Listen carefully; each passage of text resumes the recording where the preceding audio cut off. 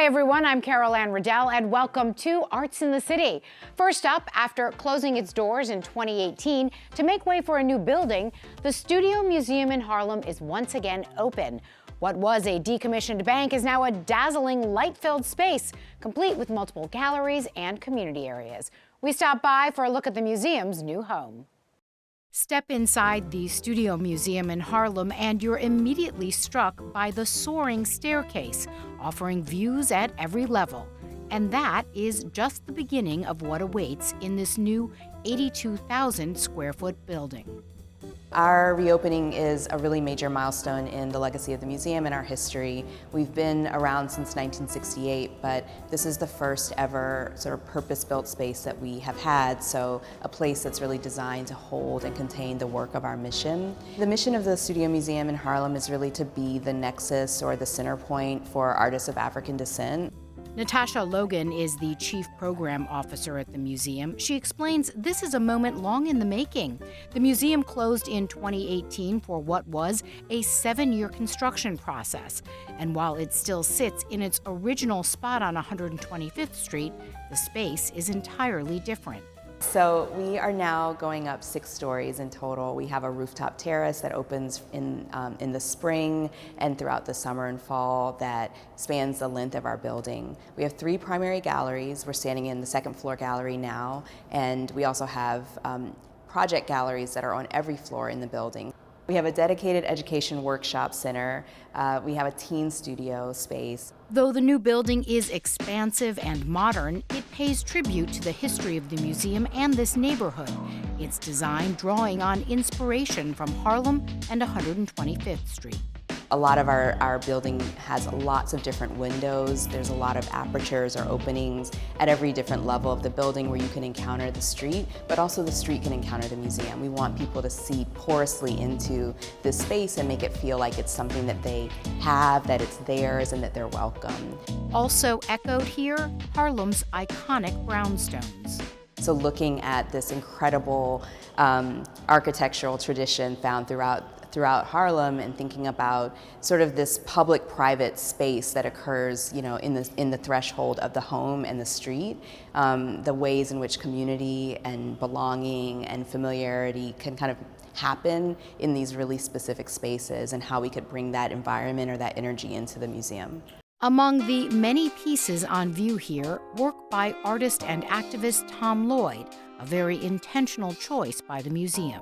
We opened in 1968, and one of our inaugural exhibitions at that time was sculptures by the artist Tom Lloyd. We thought it was really important to return to Lloyd, both as a reflection on our history, but also as a commentary on what it means, you know, the centrality of our mission at our founding and now. We thought it was really important to bring his work back into the center, to dedicate scholarship and research and conservation to bringing these works back together and looking at some of the parallels between artists working in 68 and artists working today.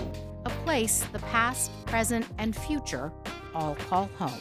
I think the museum has always been, you know, more than a museum. You know, it's a proposition, it's a space for community. We welcome everyone, and we welcome everyone to consider themselves a neighbor.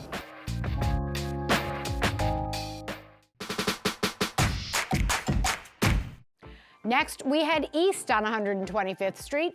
Donna Hanover takes us to a Harlem nonprofit organization that serves as an Afro-Caribbean center of culture and community.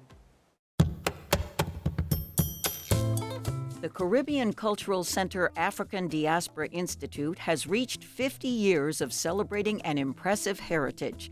It was founded and run for many years by Dr. Marta Moreno Vega, who was succeeded by her niece, Melody Capote. Her work was to show how we shared a common thread as African descendant people. Whether you're from Puerto Rico, Cuba, and Dominican Republic, where we speak Spanish, or Jamaica, Trinidad, and other English-speaking islands, or South America, Cartagena, Colombia, Brazil, Venezuela, there's still the root culture that is African. She says the center was determined to turn around misconceptions.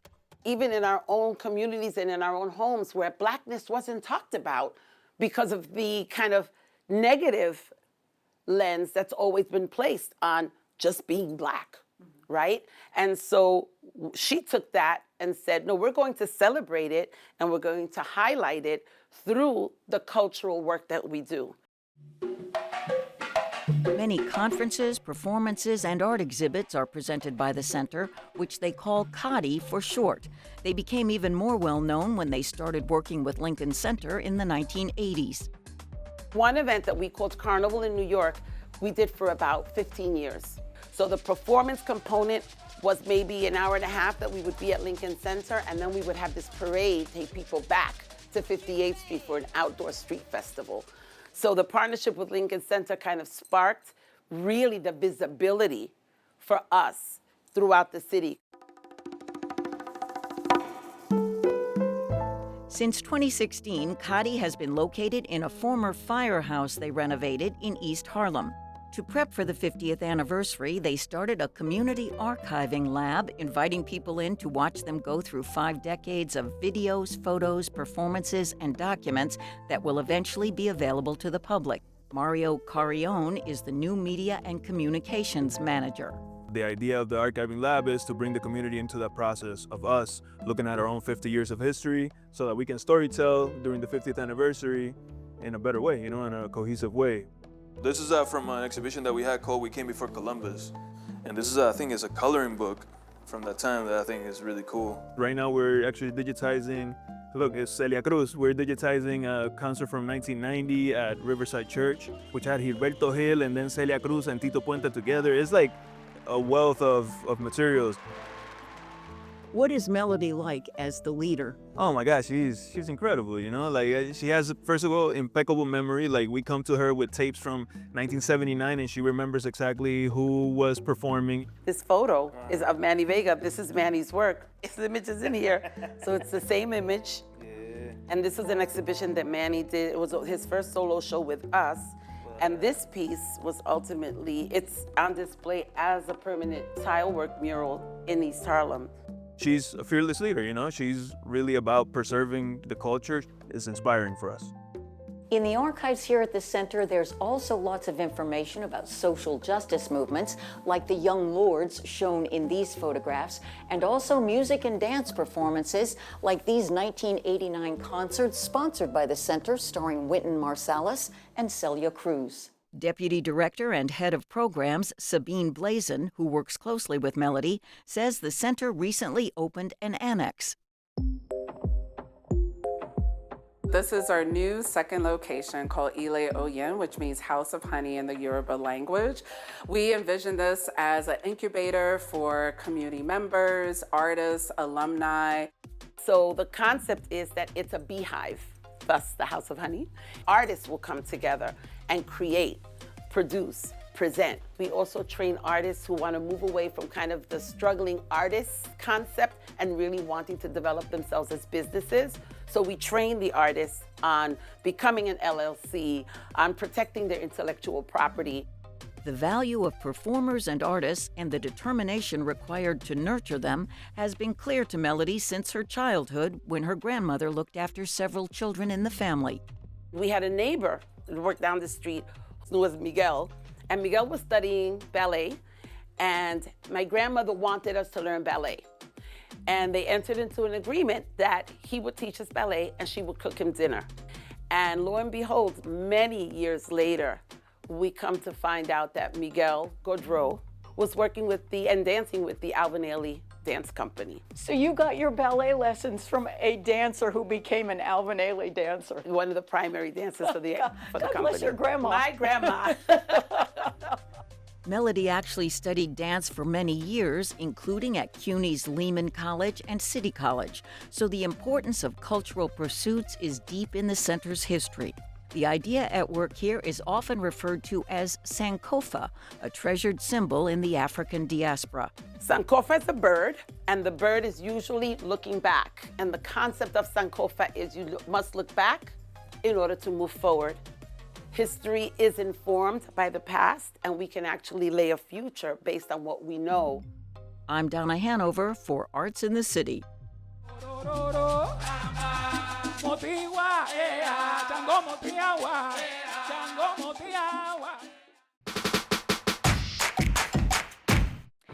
If you're looking for movies both you and the kids will enjoy, we have some suggestions. The New York International Children's Film Festival showcases the best new films from around the world for ages 3 to 18. Our Neil Rosen chats with the festival's programming director. The New York International Children's Film Festival is the largest children's film fest in all of North America. For nearly 30 years, this much heralded festival has been a prestigious showcase for independent movies that are specifically aimed at kids and their families so that they can experience the magic of cinema on the big screen. At its core, this renowned festival is built on the idea that young audiences deserve great filmmaking. It challenges kids of all ages with smart, imaginative, thoughtful storytelling and celebrates films with a wide range of diverse voices and perspectives from around the world, many of them rarely seen. This year, it features roughly 100 animated and live-action films from over 35 countries.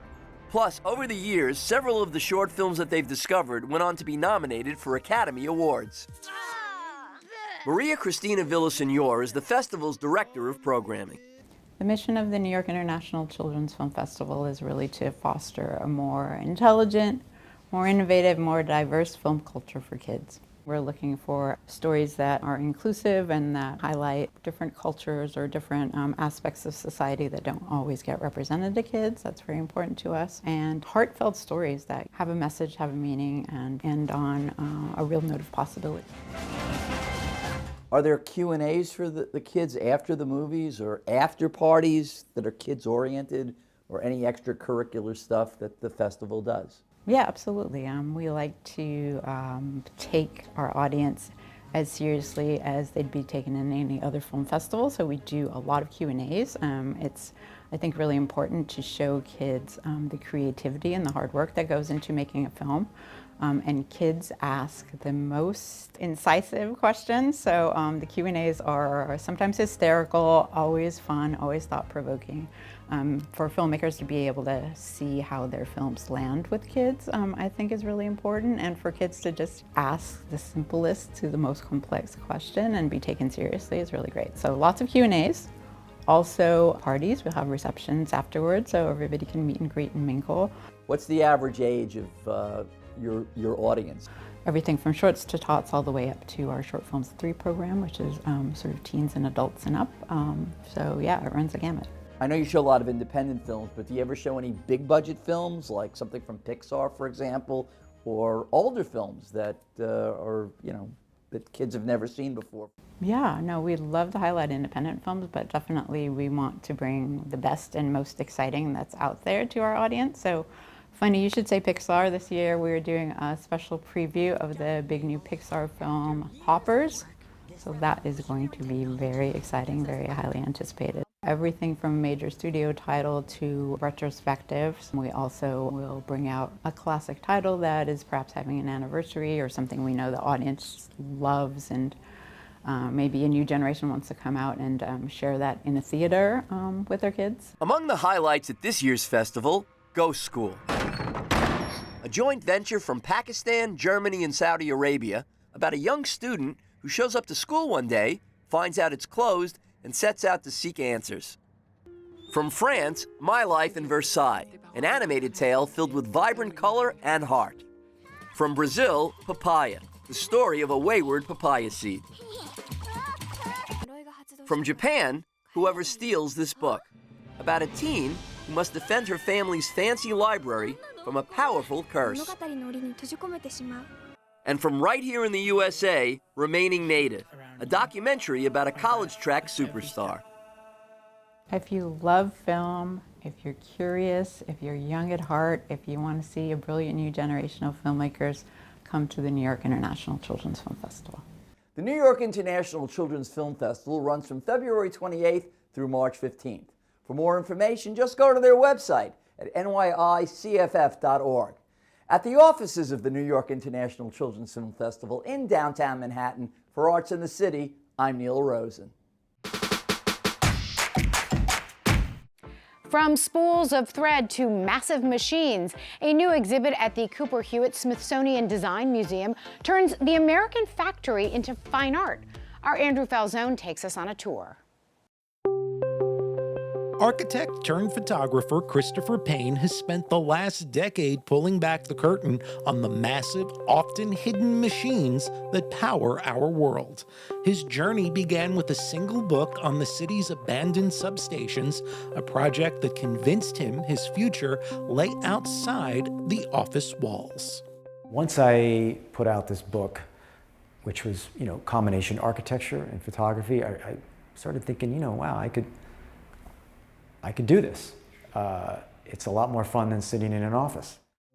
Payne's work often focuses on 19th century processes still in use today, relics of an industrial era that haven't changed in generations. A prime example is this small textile mill in Massachusetts. Austere and drab from the outside, Payne reveals the incredible colors within the walls of the building, which was erected in the 1840s. It's responsible for producing the specialized wool yarn found inside the core of every Major League Baseball. Most of the time they would run black and gray and white yarn. Colors were usually kind of boring, but the machines were super cool and the process was cool. One morning I received a call from the mill owner and he said, "Chris, you should come up today, we're running pink." And I was thinking I don't really want to drive up 3.5 hours to redo this picture, but I did, and it made all the difference.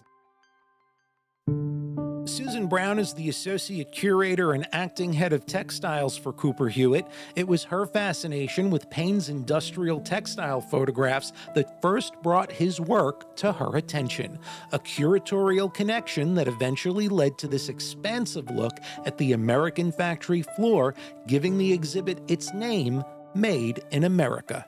And as a textile curator, I was just enchanted by this combination of this basically unchanged 19th century factory with this very unnatural 21st century color kind of coming into a clashing but beautiful combination.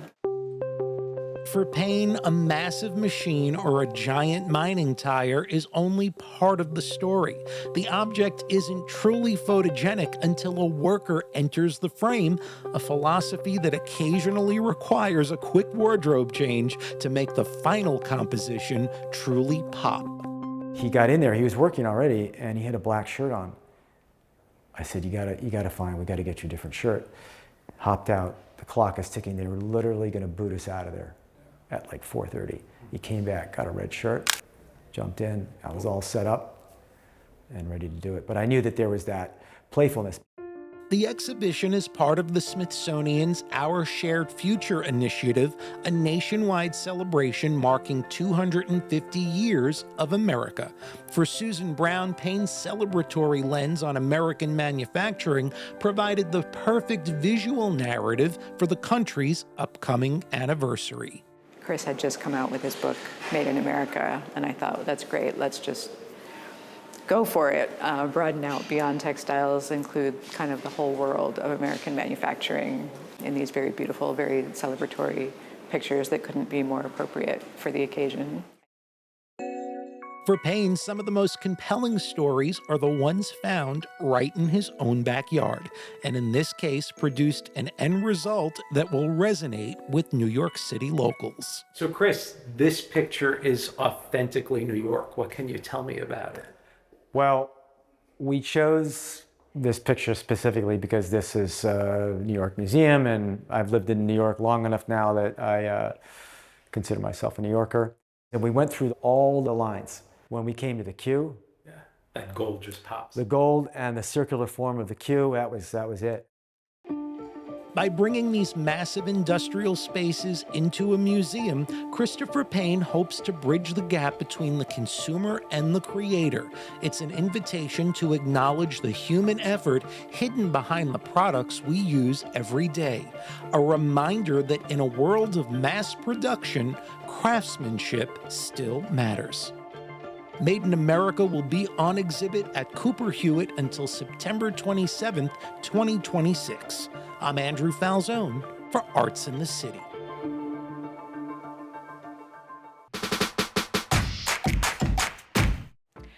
Artist Fitgi Saint-Louis blends art, culture, and community. Her work is not just self-expression, it's an effort to build connection and uplift underrepresented voices. Our CUNY intern, Alexis Haddon, takes us to Fitgi's Harlem studio. One of Fitgi Saint-Louis's most notable pieces, Aunties, has already become a special part of the Harlem community. Located on 124th Street and Lenox Avenue, it's more than just a work of art. It's a tribute to the women who shape and nurture communities. Aunties was a response to an open call that the Department of Transportation had. They wanted to bring back this pre-COVID program where they bring art to the streets and specific communities. And so I applied with this idea that I wanted for many years to celebrate aunties, people in my life that had made such a difference. They were the ones that connected the dots between the parents and the grandparents. And I wanted to make a piece about that. And so I had the sketch, I submitted that, and I was partnered with a local group here in Harlem. And so all of the language really is about being specific and site-specific, and I think that's what makes it feel different, is that it reflects the people that are here, but it's this larger universal story.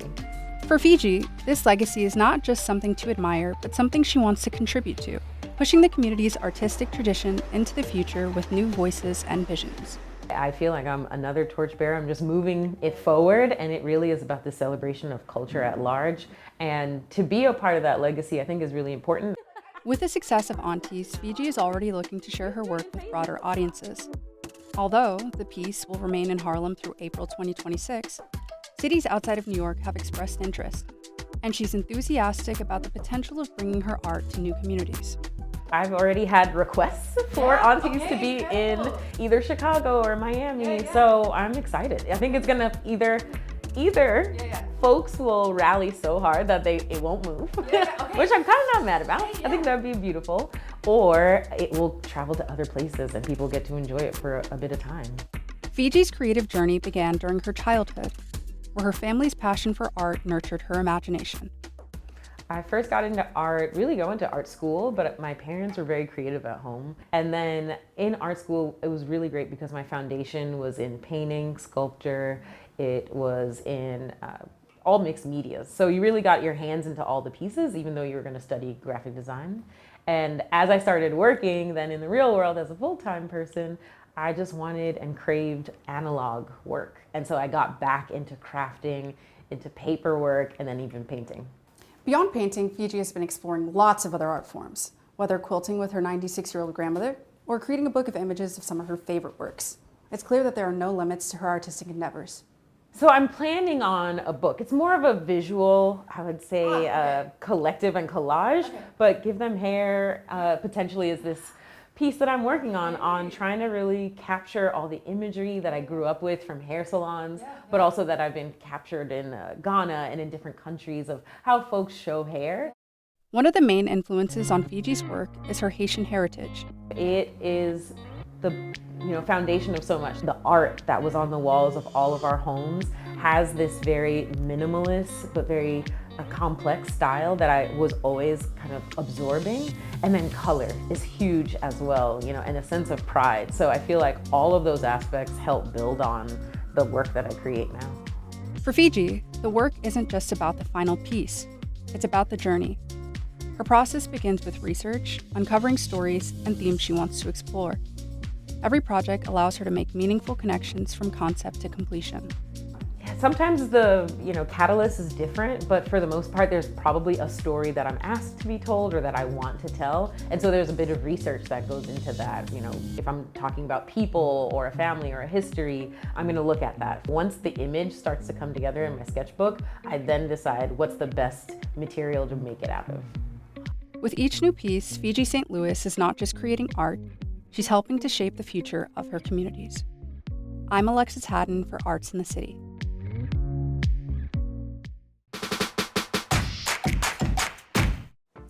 It started as a members-only club in Cuba, then became a music ensemble that led to an Oscar-nominated documentary and a Grammy Award-winning album. Now on Broadway, Buena Vista Social Club is a Tony Award-winning musical. Patrick Pacheco, host of CUNY TV's Theater All the Moving Parts, discusses the show's cultural impact. There is a music studio in Ottawa. Right now, you and I are 1,000 miles away. but a sound like this, it tends to travel.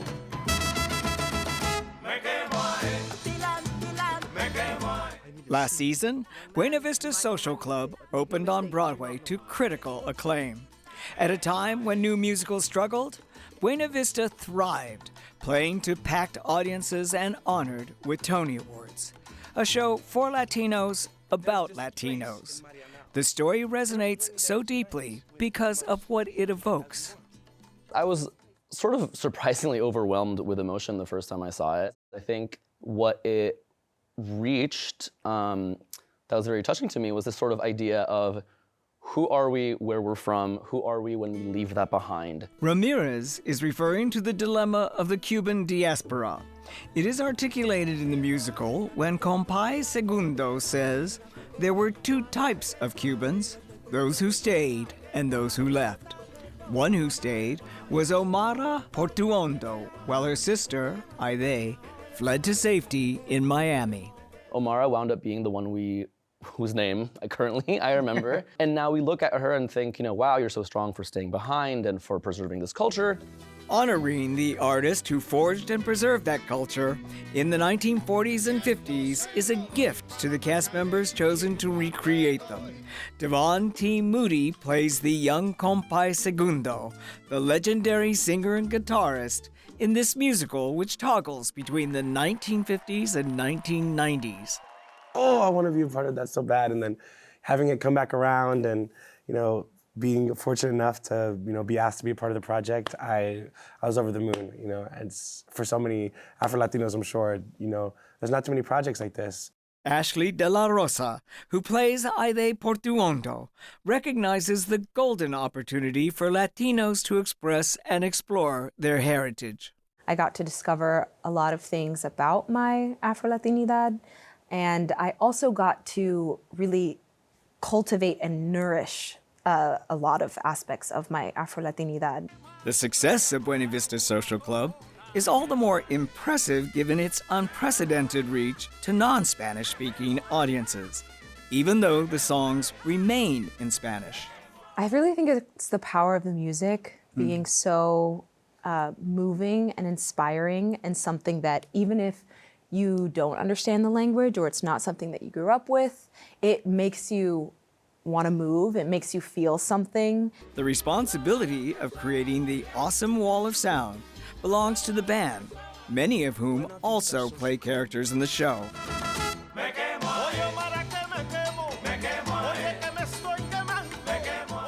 While there has been a paucity of Latino-themed musicals on Broadway, there is hope that the success of Buena Vista Social Club will change that. I think that the seeds have been planted already and are currently germinating. Our show was the little show that could, and now we're the little show that did, with the second most Tony awarded show of the season.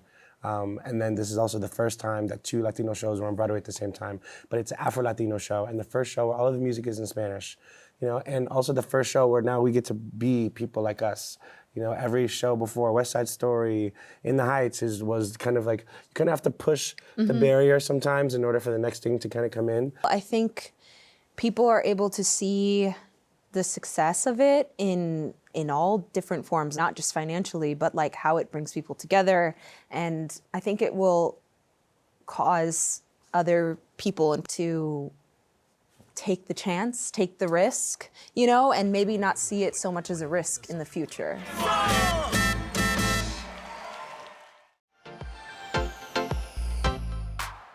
That is our show for today. Thanks so much for joining us. A quick reminder to check us out on social media.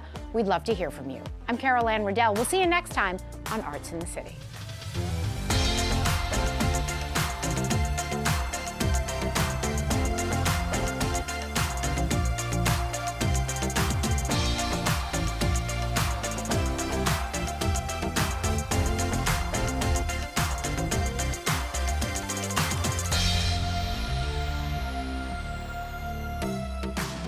To support your favorite programming here at CUNY TV, please consider donating at tv.cuny.edu/donate.